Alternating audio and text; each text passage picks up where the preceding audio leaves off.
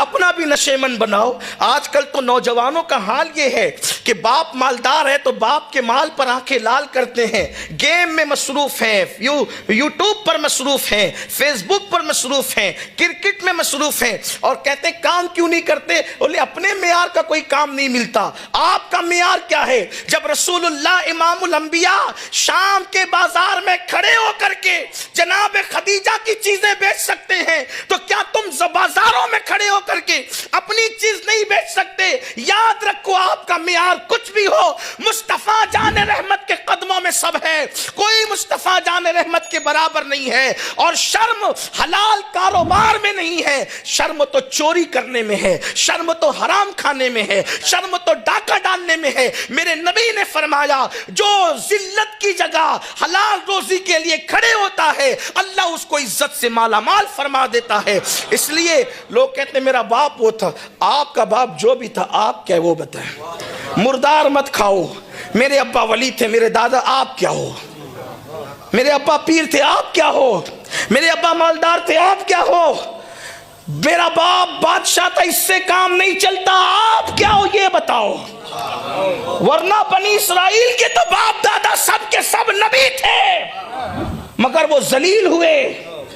باپ دادا کے نیک ہونے سے صرف کام نہیں چلتا، آپ کتنے نیک ہو وہ بتاؤ۔ باپ دادا کے ایکٹیو ہونے سے کام نہیں چلتا، آپ کتنے ایکٹیو وہ بتاؤ۔ آپ کے اندر کیا صلاحیت ہے وہ بتاؤ۔ آپ کا حال تو یہ ہے کہ کوئی حیثیت ہی نہیں ہے، نہ سوچنے کی صلاحیت، نہ سمجھنے کی صلاحیت، نہ تدبر، نہ فکر، نہ علم حاصل کرنے کا ذوق و شوق۔ کہاں ہے ہم؟ نہ مال کمانے کی فکر، کہاں گیا؟ اللہ کے رسول علیہ السلام نے فرمایا کہ غربت کبھی کبھی انسان کو کفر تک پہنچاتی ہے، اس لیے مال حاصل کر کے مضبوط بنو، لیکن نہیں بے روزگاری، بیکاری اور کھیل کود تماشوں میں مصروف ہے۔ یاد رکھنا آپ سے کوئی یہ نہیں پوچھے گا کہ آپ کے ابا کیا تھے، لوگ آپ سے یہ پوچھیں گے کہ آپ کیا ہو۔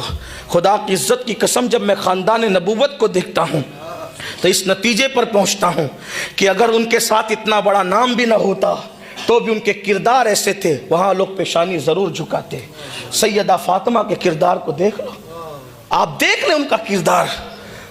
وہ بڑے باپ کی بیٹی ضرور ہیں لیکن بفرض محال اگر وہ نام ان کے ساتھ نہ بھی ہوتا تو سیدہ کا تقویٰ وہ تھا کہ کم سے کم ان کے تقویٰ پر لوگ پیشانی ضرور جبین نیاز کرتے، جھکاتے۔